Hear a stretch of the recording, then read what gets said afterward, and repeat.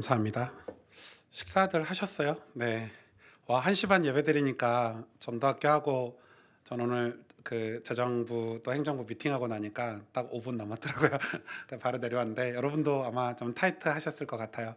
어, 제가 뭐 전도학교를 30분 정도밖에 안 했는데도 굉장히 타이트하고 그래도 타이트한 게 좋으시죠? 네, 좋으시고 주일날 우리가 온전히 주일 성수할 수 있으면 좋을 것 같아요. 그래서 여러분의 점심 시간도 사실은 예배가 되고 성도들과 교제하고 또 새가족들과 교제할 수 있는 그런 교회가 되면 좋겠고, 여러분 교회 우리가 뭐 신방 간다고 하는데 굳이 신방 가지 않고 제일 교제하기 좋은 곳이 교회 아닙니까? 솔직히 말해서. 그래서 교회 안에서 우리 성도들과 교제하고 또 기도 제목을 나누고 우리 어려움들 또 기쁜 일들을 나눌 수 있는 그런 교회 안에 그런 문화들이 생겨나면 참 좋겠다 이런 생각을 하고 있습니다. 자, 오늘도 갈라디아서를 계속해서 순서대로 말씀을 나누고 있습니다. 갈라디아서 2장 11절에서 21절 말씀 제가 대신 봉독해 드립니다. 게바가 안디옥에 이르렀을 때 책망 받을 일이 있기로 내가 그를 대면하여 책망하였노라. 야고보에게서 온 어떤 이들이 이르기 전에 게바가 이방인과 함께 먹다가 그들이 오매 그가 할례자들을 두려워하여 떠나 물러가매 남은 유대인들도 그와 같이 외식함으로 바나바도 그들의 외식에 유혹되었느니라. 그러므로 나는 그들이 복음의 진리를 바르게 행하지 아니함을 보고 모든 자 앞에서 게바에게 이르되 내가 유대인으로서 이방인을 따르고 유대인답게 살지 아니하면서 어찌하여 억지로 이방인을 유대인답게 살려 하려는 하였노라. 우리는 본래 유대인이요 이방 죄인이 아니로되 사람이 의롭게 되는 것은 율법의 행위로 말미암음이 아니요 오직 예수 그리스도를 믿음으로 말미암은 줄 알므로 우리도 그리스도 예수를 믿나니 이는 우리가 율법의 행위로서가 아니고 그리스도를 믿음으로써 의롭다함을 얻으려 함이라. 율법의 행위로서는 의롭다함을 얻을 육체가 없느니라. 만일 우리가 그리스도 안에서 의롭게 되려 하다가 죄인으로 드러나면 그리스도께서 죄를 짓게 하는 자냐? 결코 그럴 수 없느니라. 만일 내가 헐었던 것을 다시 세우면 내가 나를 범법한 자로 만드는 것이라. 내가 율법으로 말미암아 율법에 대하여 죽었나니 이는 하나님에 대하여 살려 함이라. 내가 그리스도와 함께 십자가에 못 박혔나니 그런즉 이제는 내가 사는 것이 아니요 오직 내 안에 그리스도께서 사시는 것이라. 이제 내가 육체 가운데 사는 것은 나를 사랑하사 나를 위하여 자기 자신을 버리신 하나님의 아들을 믿는 믿음 안에서 사는 것이라. 내가 하나님의 은혜를 패하지 아니하노니 만일 의롭게 되는 것이 율법으로 말미암으면 그리스도께서 헛되이 죽으셨느니라. 아멘. 그 영국에서 이 신앙의 자유를 위해서 이 신대륙 미국으로 이렇게 건너간 크리스천들을 이제 청교도다 이렇게 얘기를 해요. 진짜로 신앙을 지키기 위해서 나라를 자기 민족 자기 고향을 버리고 신앙생활의 자유를 위해서 이제 간 사람들이니까 신앙이 굉장히 색깔이 강하고 또 그들이 그 가지고 있는 신앙의 신념이라든지 이런 게 굉장히 다른 사람들하고 좀 다르겠죠. 이 신앙을 지키기 위해서 굉장히 많은 싸움들도 했을 거 아니에요. 이 청교도들의 리더이자 또 대표적인 목회자가 이제 존 오웬이라는 목회자가 있어요. 여러분도 아마 그 기독교 신앙 서적에 관심이 있으면 존 오웬 목사님 책을 한 번씩 봤을 정도로 우리나라에 존 오웬 목사님의 책들이 많은데 그분의 책을 읽으면 그분이 하시는 많은 얘기들이 우리에게 좀 부담이 될 때도 있어요. 이거 좀 너무 과하다 이런 때도 있긴 한데 제가 이번 주에 그분 책을 읽으면서 한 글귀가 제 마음에 좀 많이 동의가 되는 거예요. 무슨 얘기를 하시냐면 기독교가 교회가 타락할 때는 교회의 설교라든지 또 우리 기독교인들이 붙잡는 것들이 다 요약되고 간소화된다는 거예요. 그러니까 성도들에게 편리한 걸 제공을 한다는 거죠. 교회가 요약하고 간소화해서 쉽게 제공을 한다는 거예요. 그때가 기독교가 이 타락하고 이 하나님 앞에서 서지 못할 때라는 거예요. 그래서 이제 존오이 목사님 하는 얘기가 뭐라고 얘기하냐면 정말로 하나님 앞에서 살기 위해서라면 우리가 성경을 액면 그대로 받아들이는 훈련을 해야 된다는 거예요. 굉장히 중요한 얘기를 하셨어요. 저도 그 말씀에 100% 동의가 되고 공감이 돼요. 우리가 뭘 요약하고 쉽게 정리하고 이런 게 되게 편리한 것 같지만은 그렇게 돼버리면 여러분이 성경의 안에 있는 이 풍성한 하나님의 은혜들, 하나님의 말씀들을 영원히 배우지 못하고 가까이 하지 못하게 될 거예요. 그래서 기독교 신앙이 쉽다, 간편하다, 편리하다라고 우리가 전도를 새신자들 전도하잖아요. 아무것도 안 해도 돼. 교회 와서. 교회만 오면 다 해줘. 뭐 이러는데 그거 거짓말이잖아요. 그 누가 가장 값비싼 거를 주고 또 그냥 우리가 뭐 공부만 잘하게 해주는 것도 뭐 부자가 되게 해주는 것도 쉬운 거 아니잖아요. 쉬운 방법 다 사기꾼이잖아요. 그런데 우리가 이 구원이라는 우리가 하나님의 백성이 된다는 이 엄청난 복음의 진리를 말하는데 여러분 쉬운 길은 없어요. 그래서 이 성경이 66권이나 우리에게 주어진 거고 우리가 치열하게 이 부분에 대해서 이해하고 받아들이려고 노력하는 거예요. 그렇기 때문에 여러분 너무 간편하게 이렇게 막 요약하고 정리해서 사는 게 좋지만 않다라는 거. 제가 오늘 본문 말씀을 묵상하면서 이 굉장히 중요한 것들을 오늘 본문에서 우리가 사건을 통해서 다루고 있다는 것을 여러분에게 전달을 해드리고 싶어요. 오늘 본문은 보니까 이 게바가 누구냐면 베드로죠. 베드로가 안디옥 교회에 왔어요. 여러분 베드로가 안디옥 교회에 왔다는 것은 엄청난 일이죠. 왜냐하면은 뭐 그 당시에 노예, 총회, 그러니까 그 당시는 뭐 총회 노예라는 조직이 없잖아요. 그냥 기독교잖아요. 기독교 개신교의 사도 중에서도 최고의 리더인 이 베드로가 베드로가 안디옥 교회에 이제 방문을 하게 된 거예요. 그러면은 방문의 목적이 있겠죠. 안디옥 교회를 방문했을 때는 안디옥 교회를 위로하거나 또 격려하거나 또 복음을 양육하거나 훈련하거나 어떤 목적을 가지고 목회자가, 여러분 베드로는 그냥 목회자가 아니에요. 사도 중에서도 리더고 가장 어떤 훌륭한, 그래서 이제 초기 기독교의 그 뭐 첫 교황이다 뭐 이렇게 말도 할 정도로 굉장히 중요한 인물인데 그가 이제 안디옥 교회 방문을 했단 말이에요. 그리고 이 안디옥 교회는 어떤 교회죠, 여러분? 이방에 세워진 교회 중에 가장 부흥한 교회예요. 가장 힘 있는 교회고, 그리고 이 안디옥 교회가 나중에 예루살렘 교회 본 교회가 어려울 때 선교적인 후원도 했고 또 다른 이방 교회를 세우는데 어떤 복음의 전초기지 역할을 했어요. 산타 역할을 했단 말이에요. 그래서 이 안디옥 교회는 굉장히 상징적인 교회예요. 그래서 바울에게도 안디옥 교회는 굉장히 중요한 교회였어요. 그래서 가장 중요한 인물이 목회했잖아요, 디모데가. 그러니까 이 안디옥 교회 이 베드로가 왔을 때 와, 이 이방인들이 복음을 받고 신앙생활하면서 우와, 베드로 사도가 온대 얼마나 기대하고 기다렸을까요? 그를 접대하고 섬기려고 했을까요? 그런데 무슨 사건이 벌어지면 오늘 본문에 이 바울이 너무 화가 난 문맥이잖아요. 아니 이방인 그리스도인들과 함께 식사하고 교제하는 베드로잖아요. 근데 거기에 갑자기 누가 왔냐면 2절에 보니까 야고보에서 온 어떤 이들이 딱 나와 있죠. 근데 이들이 누구냐면 유대주의자들이에요. 근데 저는 야고보 사도를 제가 비난하는 건 아니고 왜 야고보에게서 왔다고 했을까, 도대체 누굴까, 이런 궁금증이 저는 있지만 아직 그거는 추측만 해야 되고 자료적으로 나와 있지 않으니까. 여튼 유대인들이, 유대인 크리스찬들이 온 거예요, 이 안디옥 교회. 아마 베드로가 왔다고 해서 온 것 같아요. 그러면 여러분 보세요. 베드로가 와가지고 이방인 그리스도인들과 식사도 하고 교제도 했겠죠. 그런데 유대인 그리스도인들이 오니까 베드로가 어떻게 했어요? 이방인들하고 같이 어울려서 식사한 게 아니라 유대인 그리스도인들과 따로 식사를 했어요. 따로 식사를 한 거예요. 그러니까 지금 바울이 그걸 비난하는 거예요.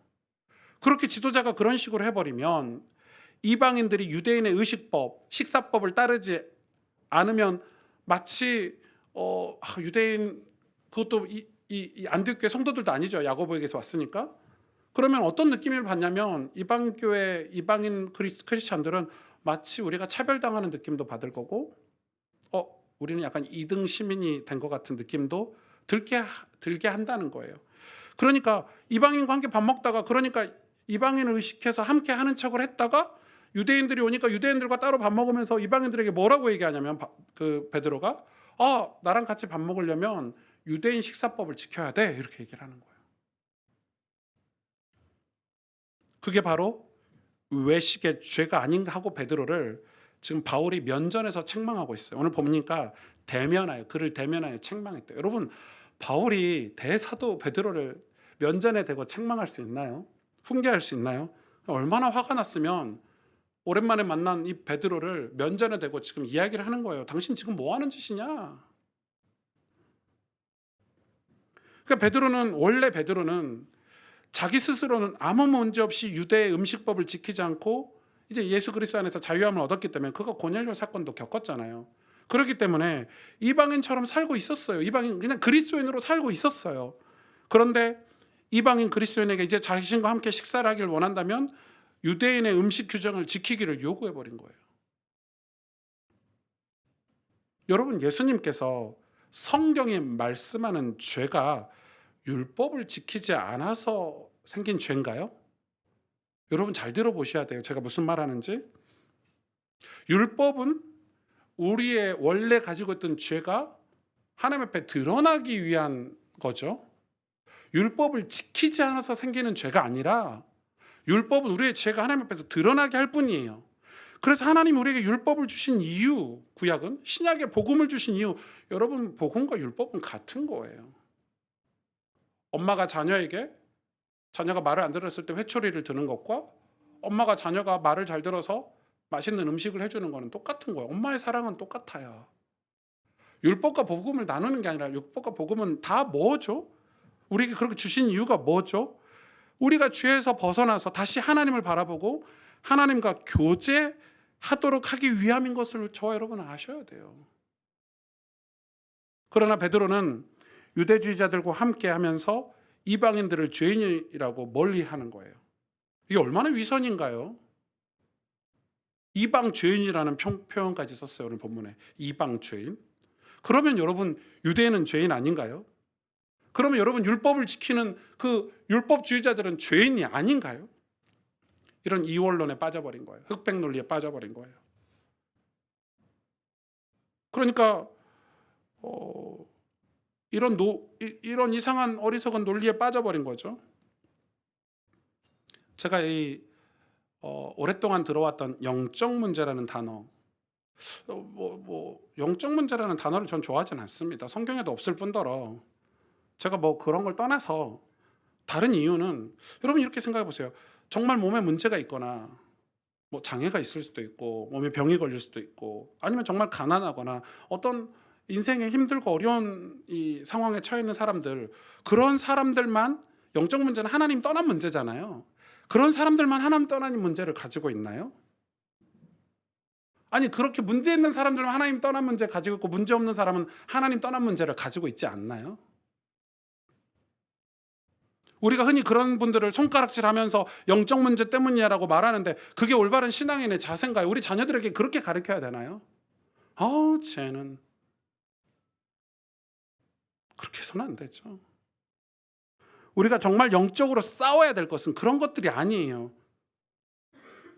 그런데 많은 분들이 그런 이원론과 같은 신앙에 빠져 있어요. 이런 거죠. 나는 선하고 너는 악하다. 우리는 복음이고 너희는 복음이 아니다라고 얘기하는데 그게 틀린 거예요. 정확하게 말해볼까요? 주님이 선하시고 우리 모두는 악해요. 다시 한번 얘기해 볼까요? 주님이 우리를 구원하시는 복음이고 우리 모두는 그 복음이 필요한 존재 아닌가요? 그게 맞죠? 우리 모두는 복음이 필요해요. 율법주의자도 복음이 필요하고 이방인들도 복음이 필요할 뿐이에요.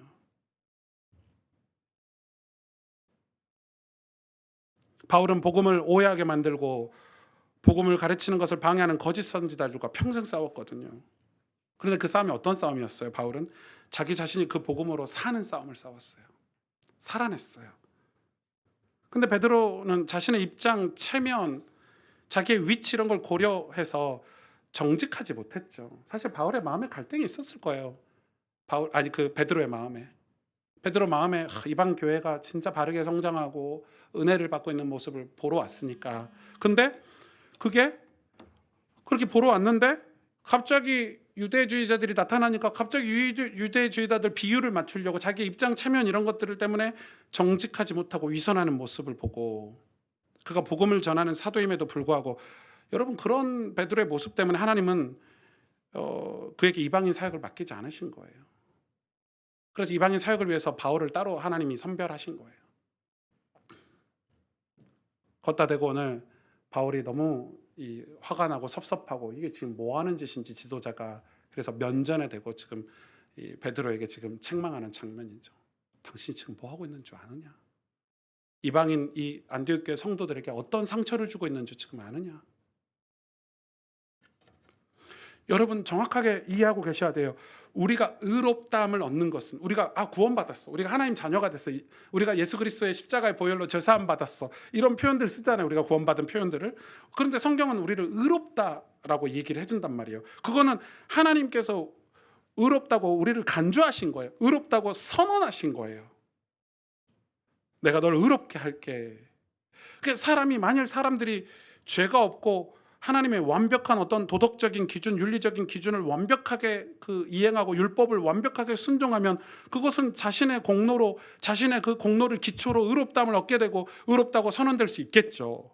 그러나 바울이 이야기하는 거예요. 그 어떤 이방인도, 그 어떤 유대인도 완벽하게 자신의 공로로 하나님 앞에 인정받고 의롭다함을 받기는 불가능하다고 얘기하는 거예요. 그게 로마서 얘기 아닙니까? 불가능해요. 그렇기 때문에 사람들이 의롭다고 되는 것은 율법의 행위로 불가능하다는 거예요. 그래서 하나님은 예수 그리스도를 믿음으로 구원받는다라는 이신칭의의 신앙을 우리에게 뭘로 주셨어요? 이 믿음의 신앙을 선물로 주신 거예요. 선물로. 17절에 보면 죄인으로 드러나면이라는 단어가 있어요. 죄인으로 드러난다. 죄인으로 드러나는 게 뭐예요? 축복 아닙니까? 근데 율법주의자들은 율법으로 자기의 죄를 다 감췄어요. 죄로 드러나야 회개할 수 있고 죄가 드러나야 하나님 앞에서 우리가 은혜를 받을 수 있는데 율법으로 죄를 감춰버린 거예요. 근데 그들은 죄가 드러난 이방인들을 보고 비웃고 손가락질했어요. 뭐가 맞나요? 여러분 우리가 죄인이라고 하는 것은 하나님 말씀으로 철저하게 하나님 앞에서 죄인인 거예요. 여러분 성경의 죄에 대해서 정확히 배우셨어요? 우리가 마음으로 짓는 죄 있잖아요. 마음으로 짓는 죄나 실제 행동으로 짓는 죄나 똑같다고 성경은 가르쳐요. 근데 이제 세상에서는 마음으로 짓는 죄를 알 방법이 없고 알 수 있는 기준이 없기 때문에 실제로 행동으로 짓는 죄에 대해서 도덕법을 가지고 있죠. 국가가. 좋은 국가일수록 법이 강력하단 말이에요. 근데 여러분 성경은 마음으로 짓는 죄도 똑같다고 평가를 하고 있어요.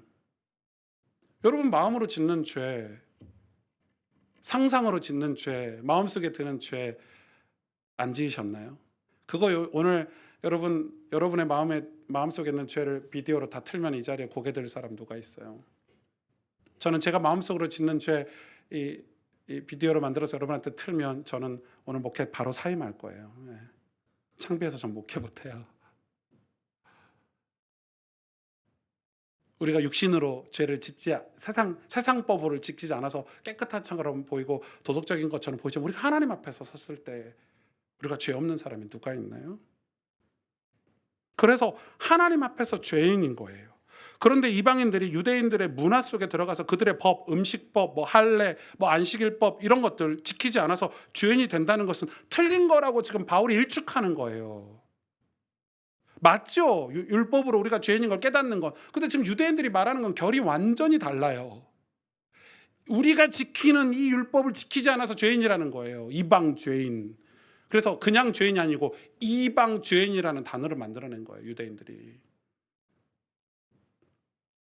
그리스도께서 우리의 죄를 완전히 용서해 주시고 우리를 의롭다고 선포해 주셨는데 그걸 믿음으로 믿기만 하면 구원받을 수 있어요. 율법의 행위가 아니라 그리스도의 선포에 대한 믿음으로 구원을 받는 거예요. 아멘. 아멘. 만일 율법의 행위로 구원을 받는다면 우리는 완벽한 행위를 가지고 살아야 돼요. 그런데 저와 여러분 우리 모습만 봐도 그렇지 않고 그렇게 완벽했던 바울, 여러분 바울이 얼마나 완벽했습니까? 그가 예수님 만나기 전에 그 유대교에서는 최고 얼마나 존경받고 얼마나 완벽한 삶을 살았는지. 그런데 그런 바울조차도 예수님을 만나고 뭐라 그랬어요? 내가 죄인 중에 괴수다 그랬어요. 얼마나 죄를 많이 지었는지 내 속에 배설물이라고 했죠. 배설물. 마음속으로 지은 죄가 얼마나 많은지. 바울이 그걸 알고 나서 자기는 구원받을 수 있는 존재가 아무것도 공로가 없다라고 얘기해요. 예수 그리스도의 공로가 아니면. 그런 바울이 예수 그리스도의 은혜를 힘입어 구원의 확신을 가지고 나니 그의 남은 삶은 이전과 전혀 다른 행함이 생겨나는 거예요. 감사하고 기쁘고 그래서 말씀을 더 알기를 원하고 하나님을 더 알기를 원하고, 그게 신앙생활이잖아요. 우리가 은혜를 받아 감사함으로 하나님의 영광을 위해서 사는 거지, 율법을 지켜서 나 죄인 아니야 라고 사는 게 아니란 말이에요. 사울, 구약에 보면 사울왕이 나오잖아요. 사울왕의 손자가 무비보셋이에요. 아빠 누구죠? 여기서 퀴즈. 아빠 누군지 아시는 분? 무비보셋의 아빠. 오, 요나단. 네.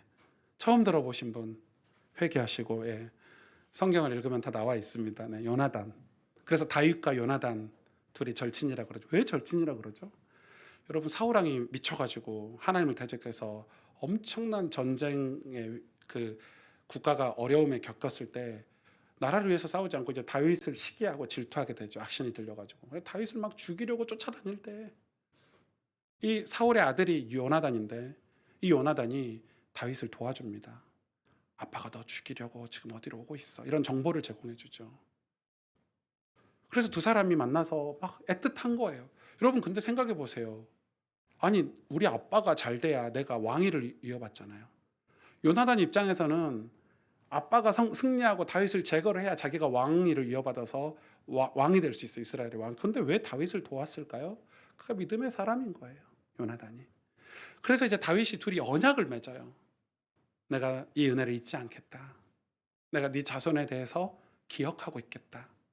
근데 여러분, 안타깝게도 사울이 죽을 때 전쟁통에 요나단도 죽었어요. 요나단도 죽었어요.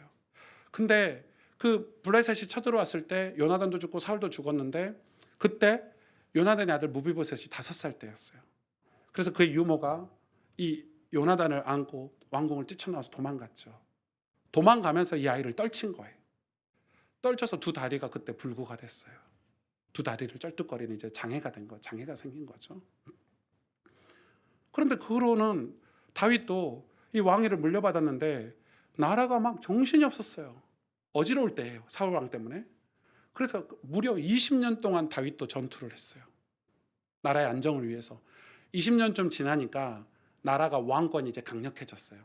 이제 평화가 찾아온 거지. 이제 이웃 나라들을 다 정복하고 이제 나라가 이제 안정이 된 거예요. 그때 다윗이 신하를 불러서 누구를 찾죠? 사울 왕의 후손을 찾아요. 사람들이 생각했을 때는 그 당시에는 숙청 문화가 있잖아요. 왕의 씨앗도 다 말려버려야 돼.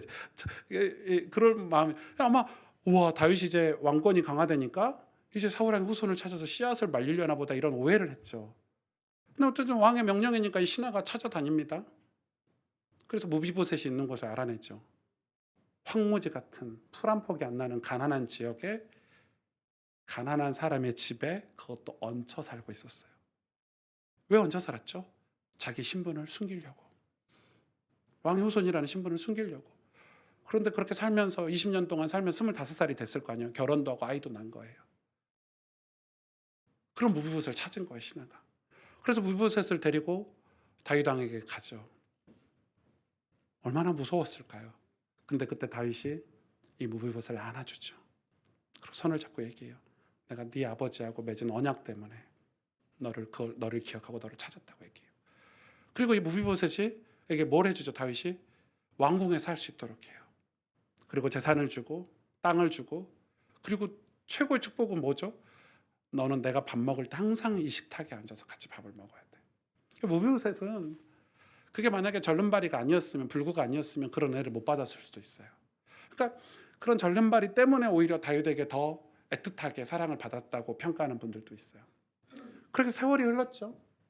저는 무비보셋이 궁금하더라고요. 어떻게 됐을까? 나중에 또 어떻게 하나님이 이 인물에 대해서 우리에게 조명하고 있을까? 나중에 이 다윗이 밧세바를 범한 죄 때문에 무슨 죄의 대가를 하나님께 받죠? 자기 아들 압살롬이 반역하는 사건이 일어나요. 세월이 한참 흘러서예요. 압살롬의 반역으로 이 다윗이 신하들을 데리고 부랴부랴 왕궁에서 쫓겨납니다. 반역이 일어났으니까. 쫓겨나는 길에 누가 그 길목에 기다리고 있냐면 이 무비보셋 신하가 있어요. 무비보셋을 보살피는 신하가 있는데 그 신하 이름이 뭔지 아세요? 시바예요. 이름도 시바예요. 그래, 이름도 잘 지어야 돼요. 그 힌두교 그 신도 시바잖아요. 이 신하가 엄청나게 마치 다윗이 여기에 올 줄 알고 반역에서 쫓겨날 줄 알고 엄청난 양의 음식과 말과 뭐 이런 엄청난 걸 준비하고 길목에 딱 기다리고 있는 거예요. 그러니까 다윗 입장에서 아무것도 안 들고 나왔으니까 이 시바라는 종이 얼마나 고맙겠어요. 이게 무비보셋의 종이죠. 그래서 다윗이 물어보는 거예요. 무비보셋은 어디 있어? 했더니 시바가 이때 모함을 합니다.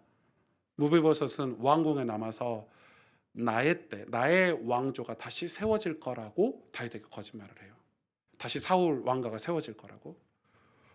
그러니까 시바는 이제 다윗에게 신임도 얻었겠다. 이제 뭐 그런 일이 벌어지겠다 했는데 안타깝게도 시바의 뜻대로 되진 않았죠. 나중에 압살롬의 반역이 금방 진압이 됩니다. 그리고 다윗이 다시 왕궁으로 복귀를 하죠. 그때 누가 있죠? 맞이한 사람이 무비보셋이에요. 근데 깜짝 놀랐어요, 다윗이. 왜냐하면 무비보셋이 다윗이 왕궁을 도망간 이후로부터 단 한 번도 씻지 않고 수염도 자르지 않고 옷도 갈아입지 않고 다윗보다 더 초췌한 모습으로 다윗을 맞아들였어요. 왕을 기다렸습니다. 다윗이 의심이 들잖아요. 너 왜 나 도망갈 때 따라오지 않았어? 이렇게 물어봐요. 근데 무비보셋이 뭐라고 그래요? 여러분 성경을 안 읽으시나 처음 보는 것처럼. 다윗이 무비보셋이 뭐라고 그러죠? 왕이여, 사실은 내가 말을 타고 같이 도망가려고 했는데 신하가 없고, 그냥 시바가 이미 그런 계획을 세운 거죠. 신하도 없고 제가 말 타고 이 두 다리가 붉으니까 말에서 떨어져서 갈 수가 없었습니다. 그대로 왕이 오기만을 기도하고 기다렸습니다. 왕이 오셔서 너무 행복합니다. 다윗이 시바 때문에 도움도 받았거든요. 이 신하 때문에. 그래서 그때 무비보셋이 미안하니까 시바에게 전 재산을 다 줘버렸거든요. 무비보셋이 미워가지고 그때 약속을 해버렸어요. 그런데 그때 약속을 번복하고 그 재산의 절반을 다시 무비보셋에게 주겠다 이렇게 얘기합니다. 그때 무비보셋이 뭐라고 한 줄 아십니까? 왕이여, 저는 그 재산이 필요가 없습니다.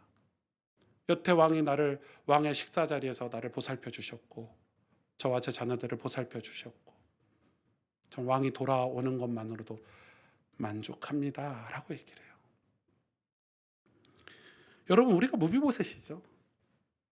완전히 버림받고 멸망해야 되는데 아버지 요나단이 다윗과 맺은 언약으로 다윗을 도와서 얻었던 그 약속으로 평생 왕궁에서 먹고 자고 보살핌 받고 살 수 있게 되었어요. 그로 말미암아 그의 가문은 멸망하지 않고 왕 앞에서 세워지게 돼요. 그런데 그가 물질이나 명예 그 어떤 것도 원하지 않았던 이유예요. 그냥 감사한 거예요, 다윗이. 여러분, 그래서 제가 부모님들께도 얘기하는 거예요. 그 요나단은 자기는 전쟁통에 비참하게 죽었지만 사울 왕을 선택하지 않고 다윗을 선택해서 올바르게 신앙하는 믿음의 사람, 하나님을 선택했던 요나단 때문에 요나단의 가문은 멸망하지 않은 거예요. 그 무비보셋 이야기를 제가 성경에서 보면서 우리의 신앙이 믿음인가, 우리가 하나님을 향한 신앙인가, 저는 진짜 많이 생각해 봤어요. 우리가 물질, 명예 이런 거, 만약에 무비보셋이 그런 거를 원했다면, 그러나 그렇지 않았죠. 여러분, 우리의 믿음은 하나님을 향해야 돼요. 그러니까 하나님을 향한 신앙의 모든 행위가 다 우리의 믿음인 거예요.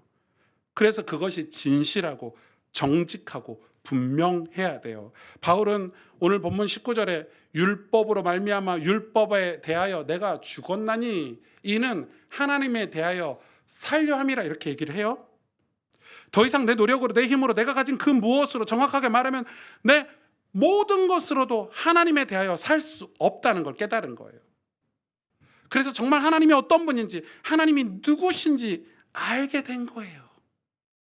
그래서 이 율법이 죄를 깨닫게 해준 거지 율법으로 구원받는 게 아니라는 걸 깨달았어요. 마치 이런 거죠. 여러분이 여러분 인생에서 돈을 번다, 성공한다, 그럼 목적이 있을 거 아니에요. 근데 목적을 위한 과정이라는 게 있잖아요. 과정은 이 목적을 위한 거야. 근데 이 과정이 중요하긴 해요. 필요 없진 않아. 그런데 과정이 목적이 돼버리면 안 되잖아요. 그러니까 율법이 목적이 돼서는 안 돼요. 어떤 면에서는 복음도 목적이 돼서는 안 돼요. 복음이 가르치는 것은 우리가 하나님을 바라보도록, 하나님 당신과 교제하도록 하기 위함이에요. 그분이 베푸신 은혜, 우리를 향한 약속이 무엇인지 바울은 깨달았잖아요. 율법도 복음도 모두 하나님을 향하여 살기 위한 하나님의 선물인 거예요. 하나님께 대하여 살아야 우리 인생에 의미가 있지, 우리의 믿음이 의미가 있지. 우리가 뭐 율법을 지켰냐, 뭐 복음을 지켰냐, 이게 무슨 의미가 있어요? 하나님께 대하여 살지 않으면. 그러니까 복음을 그토록 지켰던 바리새인들, 사두개인들 보고 독사의 자식들아, 예수님이 그랬으니까 그 지킨 율법이 의미가 없는 거예요. 여러분, 하나님을 향하여 사는 것이 아니고서 그 어떤 신앙의 이유가 있을까요? 하나님께 사는 것이 아니고서 우리가 애쓰는 모든 신앙의 이유들이 있을까요? 그래서 우리 교회 공동체는 하나님을 향하고 있어야 돼요. 항상 한결같이 변함없이 하나님을 향하고 있어야 돼요. 그게 기도이고 그게 예배이고 그것이 우리의 성경인 거예요. 여러분 잘 들어보세요. 제가 이 강단에서 주일날 설교하는 목사잖아요. 여러분에게 성경을 가르치고 교회 리더십을 가지고 있으니 기도하면서 여러분의 신앙을 돕고 있잖아요. 그런데 이 강단에서 내려가면 여러분과 똑같이 이 말씀을 살아내야 되는 거예요. 저는 설교하지만 이 말씀을 살아내는 것은 우리 모두 각자의 몫이에요. 제가 신방을 다니면서 연약한 성도들 가정에 가든 뭐 중직자 우리 뭐 장로님 권사님 가정에 가든 항상 배우는 게 있어요. 어쩔 때는 부끄러울 때가 있어요. 난 내가 설교했는데 어떤 가정은 저보다 더 제 설교를 행하고 노력하고 기도하고 뭐 이런 가정들 보면 제가 나도 못하는데 이 가정을 하고 계시네. 엄청 부끄러워요. 그리고 도전도 되죠. 내가 이분들에게 신앙이 뒤처지면 안 되지. 그래도 목사인데, 그래도 내가 신앙의 모범이 돼야 되는 그런 지도자인데 내가 이분들에게, 그래서 그런 얘기를 해요. 오늘 진짜 많이 배우고 간다고. 진짜 권사님, 집사님, 성도님 귀하시네요. 감사하네요. 이러고 오는 거예요. 왜요? 저도 이 강단에서 내려가면 이 말씀을 살아내야 되는 거예요. 그래서 신앙의 선배들은 모범이 되려고 있어야 되고, 이제 신앙생활을 시작하는 우리 새가족들은 이 말씀을 어떻게 살아내야 되는지 주의 깊게 살펴보고 배워야 되는 거예요. 목사인 저도 여러분하고 똑같은데 목사이기 때문에 모범을 보여야 되죠. 여러분, 제가 아무리 설교를 잘하고 대단한 사역을 해도 하나님께 대하여 살려고 하지 않는다면 제 사역은 하나님의 구속사와 아무런 상관이 없게 되는 거예요. 물론 제가 설교를 잘하고 사역을 잘해서 어느 정도 교회를 성장시킬 수는 있겠지만 교회가 성장하는 것과 하나님께서 기름 부어주시는 부흥은 결이 다르고 열매도 달라요. 그러니 제가 여러분 앞에 위선을 할 수가 없어요. 왜냐하면 하나님에 대하여 살려고 한다면 저도 여러분과 함께 신앙에 있었을만큼은 정직해야 돼요. 목사라고 하는 척 하면서 살아가도 안 되고 해야 하고, 못할 때는 성도들에게 기도 부탁도 할 수 있어야 돼요. 우리가 우리의 죄가 드러나야 돼요. 베드로가 그걸 못한 거예요. 체면 때문에, 위치 때문에, 교회 지도자라는 위치 때문에, 유대인들 눈치 보면서 자기가 받은 은혜를, 그리스도의 복음을, 우리를 자유케 한 그 십자가의 사랑을 망령되이 여긴 거 아닙니까? 지금 안디옥 교회 가서 바울이 그게 너무 화가 나서 지금 베드로 면전에 대고 쏘아붙인 거죠. 저는 여러분이 극장에, 콘서트에 가서 구경하는 관망자처럼 신앙생활 하지 않기를 바랍니다. 우리 모두는 신앙의 경주를 해야 되고 서로 도와가며 경주를 할 수 있도록 섬기며 사역해야 합니다. 그래서 바울은 21절에 내가 은혜를 패하지 아니하노니, 하나님의 은혜를 패하지 아니하노니, 은혜가 무엇인가요? 우리가 유명한 구절이 갈라디아서 2장 20절인데 사실 뭐 그렇게 유명한 구절이 될 수는 없고, 갈라디 2장 20절에 그 은혜를 설명하고 있는 거예요. 십자가잖아요. 내가 날마다 그리스도 안에서 죽고 내가 날마다 그리스도 안에서 사는 것, 그게 은혜예요. 다시 말해서 하나님에 대하여 살기 위해서 우리는 매일 이 은혜를 사모하고 흠모하고 받아야 된다는 거예요. 은혜는 설교 시간에 설교 한 편 듣고 깨달고, 유명한 목사님 설교 한 편 듣고 그냥 일상에서 그냥 저냥 사는 것이 은혜가 아니에요. 은혜는 날마다 그리스도 안에서 죽고 그리스도 안에서 사는 거예요. 그래서 하나님의 아들을 믿는 믿음 안에서 사는 것이 은혜라고 얘기를 하고 있는 거예요. 믿음. 그 믿음이 깨지면 어떻게 되죠? 그 믿음 때문에 우리가 우리의 삶을 올바르게 살려고 하는 거예요. 그때는 뭐든지 하면서 살 수 있는 거예요. 그 믿음 때문에. 믿음이 깨지면 포기하고 낙심하고 무너지잖아요. 그렇죠. 이번에 수능이 끝나고도 전국의 고3 아이들이, 얼마나 많은 아이들이 자살했는지 몰라요. 기사 한 줄 안 나와요. 그게 우리나라의 문제인데도 왜 자살하고 죽는 줄 아세요? 아이들의 믿음이 깨진 거예요. 점수가 떨어져서 쪽팔리고 창피하고 엄마를 어떻게 볼까? 아빠를 어떻게 볼까?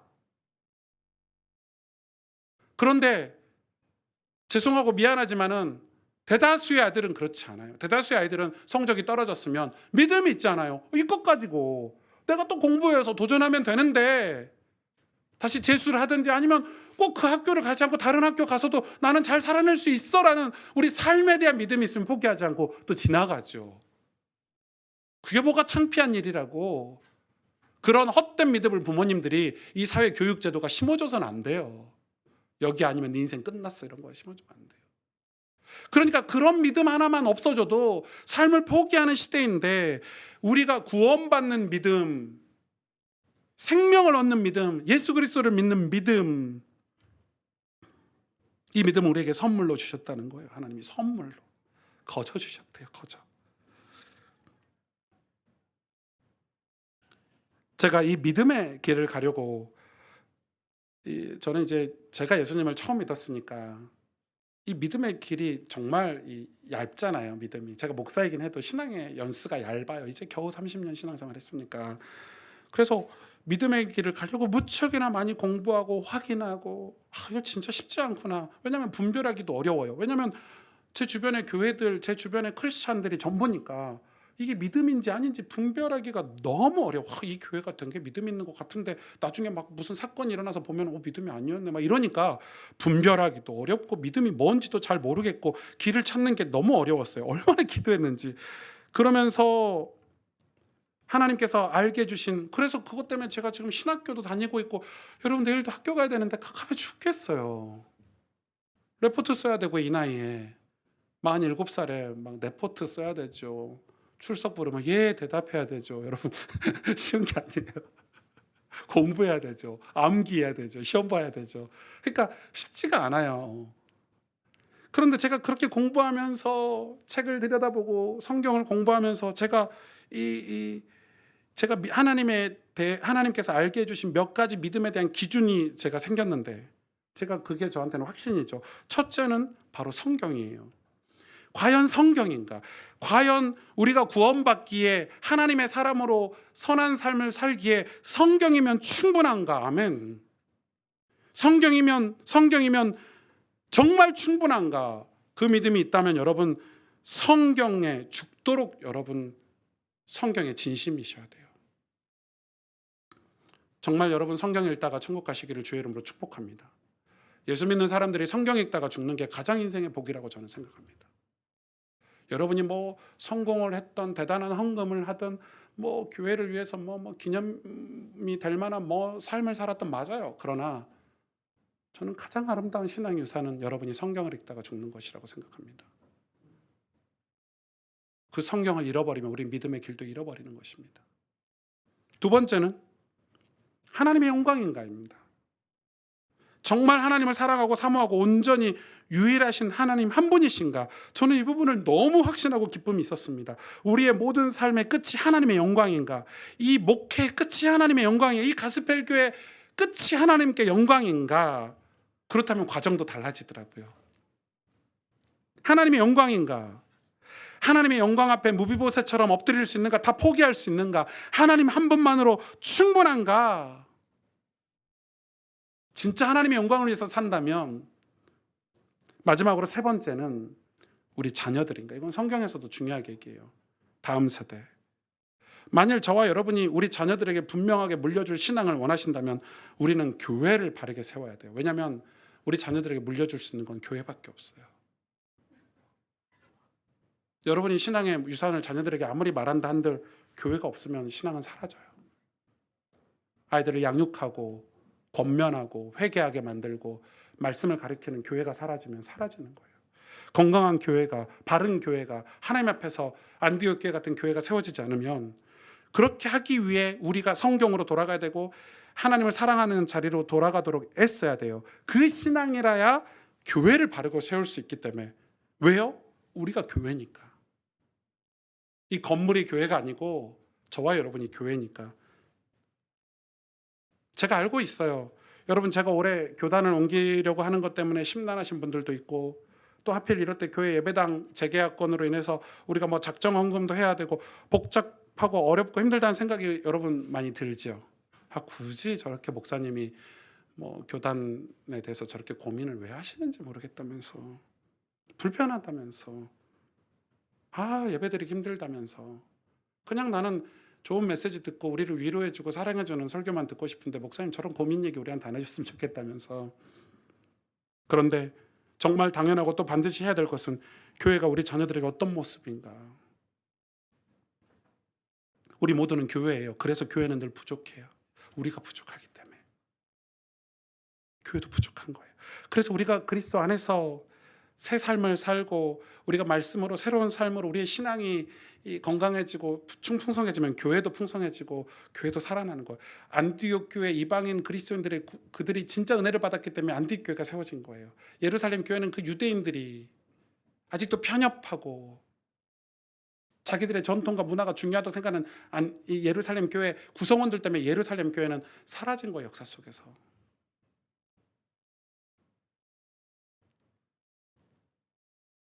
교회가 산다는 것은 우리가 살았다는 거예요. 이 교회가 여러분의 인생이 되길 축복합니다. 여러분의 인생이 교회와 함께 성장하고 또 함께 걸어가기를 축복합니다. 우리가 성경을 읽으면서도 생각하잖아요. 성경을 읽으면 무엇이 변화될까? 무엇이 생겨날까? 무엇이 더 나아질까? 그럴 수도 있어요. 맞아요. 그게 틀린 것만은 아니에요. 그러나 저는 성경을 읽는 그것 자체가 축복이라고 생각합니다.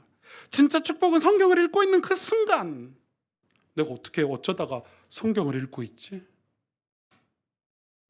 내가 어쩌다가 지금 예배를 드리고 있지?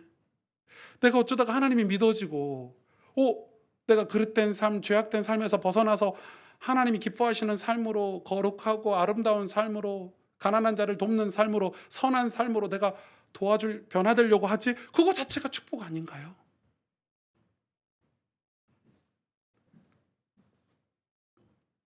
인간이 다 선하다는 성선설을 누가 가르쳤죠? 맹자가 가르쳤죠. 근데 원래 철학이라는 그 시대의 정치, 문화, 분위기를 다 대변하는 거예요. 그래서 사실은 들여다보면 그 성선설이 왜 나왔는지를 살펴보면 좋아요. 그 당시에 그 황제가, 중국의 황제가 얼마나 악했는지, 백성들을 쪼아가지고 세금을 걷어서 자기는 호의호식하고 백성들은 거의 노예처럼, 징슴처럼, 너네들은 죽여야 되는데 내가 황제가 은덕을 베풀어서 살게는 해줄게 이러면서 얼마나 많은 이 백성들을 괴롭혔는지 몰라요. 그래서 황제가 계속 그런 얘기를 하니까 그게 세뇌가 돼가지고 그 당시에 백성들이 뭐라고 느꼈냐면 우리는 악해, 우리는 죽어야 돼, 우리는 벌레 같아, 우린 망해야 돼. 그런데 황제 때문에 살고 있으니까 우린 죽도록 일해서 황제한테 다 바쳐야 돼. 이렇게 살고 있으니까 맹자가 그게 보고 화가 난 거예요. 왜 너네들이 악해? 왜 너네들이 악하냔 말이야. 그래서 성선설, 너네들은 선해. 저 황제가 지금 짐승의 탈을 쓰고, 짐승인데 인간의 탈을 쓰고 있어. 선한 우리가 황제를 바꿔서 새로운 나라를 만들어야 돼가 맹자가 주장한 그 정치적인 배경인 거예요. 갑자기 철학 얘기를 해서 죄송하지만은, 그래서 그냥 그 성선설은 이런 거다라고 암기해가지고 공부할 게 아니란 말이에요. 역사적인 배경이 있어요. 그 인간이 진짜 선합니까? 그거 성선설을 주장하는 맹자도 정치적인 동기가 있었던 거잖아요. 그러니까 여러분, 우리가 정말 성경을 읽고 예배하고 하나님을 바라보는 그것이 진짜 행복이고 축복이기를 원합니다.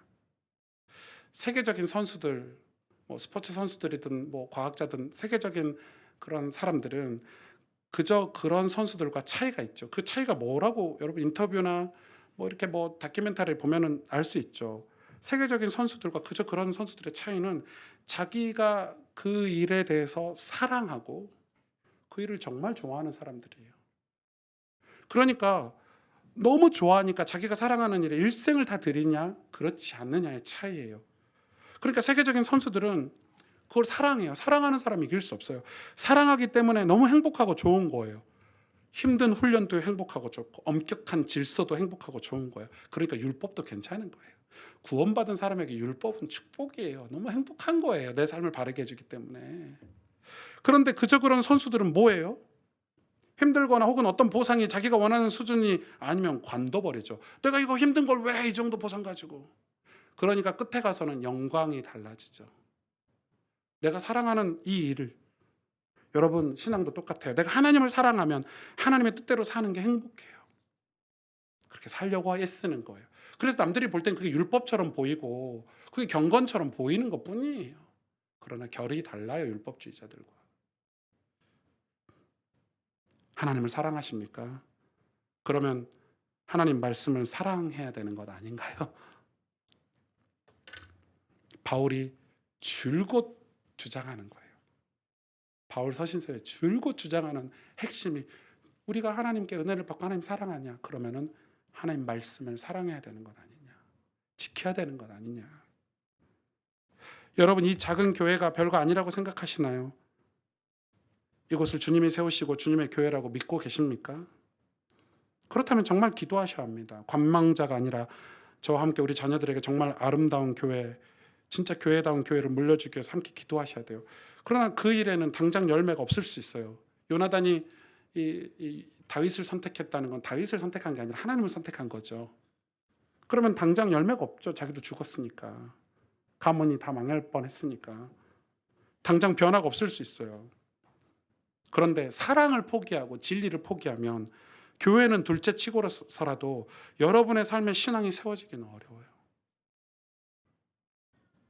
하나님이 열매 맺게 하는 신앙생활이 세워질 수가 없어요. 여러분, 요즘 시대에 많은 분들이 무엇이 문제인지 무엇이 올바른지 신앙의 기준조차 없어요. 그냥 교회들이 요약해가지고 쉽게 만들어준 어떤 교리들 이런 걸만 붙잡고 막 기도하고 사니까 세상에 살면서 죄가 무엇인지, 죄가 죄라고 지적하지도 못하고 축복이 어떤 것인지 축복이 축복이라고 이해조차 못하고 살아가요. 왜요? 성경을 읽지 않고 성경을 배우지 않았기 때문에 모르는 거예요. 여러분, 지식이 없으면 분별할 수가 없어요. 하나님을 모르는데 어떻게 선과 악을 분별할 수 있어요, 우리가. 그런데 많은 분들이 몰라요. 왜, 뭘 해야 되는지를. 왜 우리가 치열하게 싸워야 되는지를. 우리가 왜 치열하게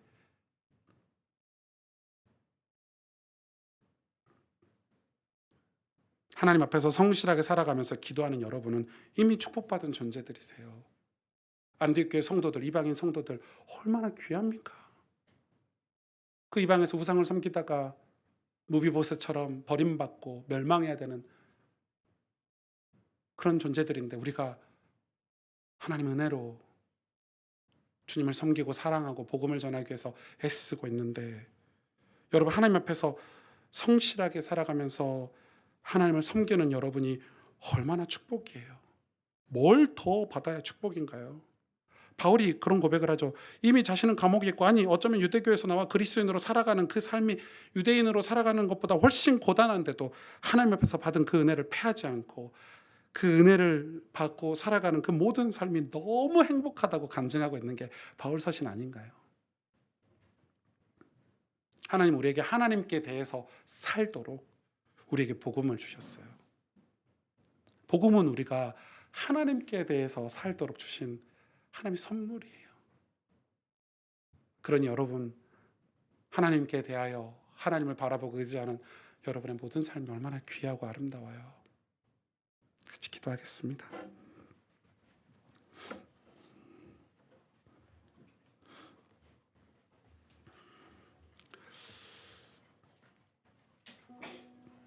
우리가 하나님 앞에 같이 기도하기를 원합니다.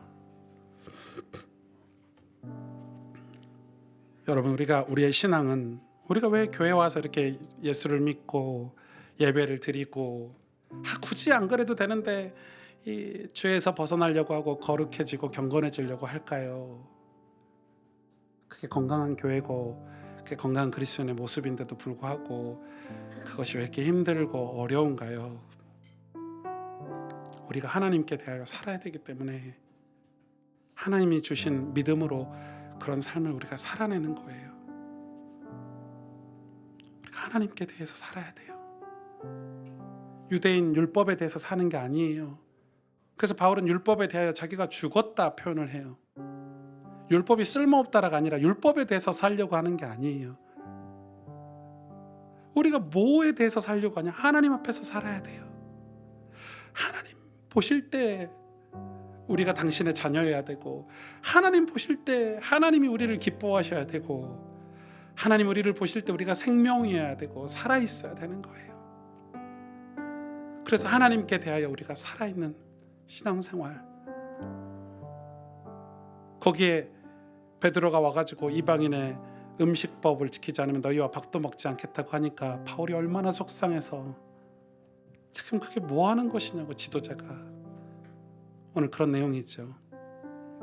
여러분, 오늘 우리가 기도해야 될 제목들이 많지만 우리에게 주신 복음으로 인해서 우리가 하나님께 대하여 우리가 살고 있다는 게 얼마나 감사한지, 우리가 힘들고 어려운 우리의 삶 속에서 날마다 조금씩 하나님께 가까워지려고 하고, 하나님 말씀을 읽고 하나님에 대해서 알아가고, 우리에게 주신 믿음으로 이 세상에서 이 믿음의 길을 가려고 애쓰는 우리의 삶이 얼마나 귀한지요.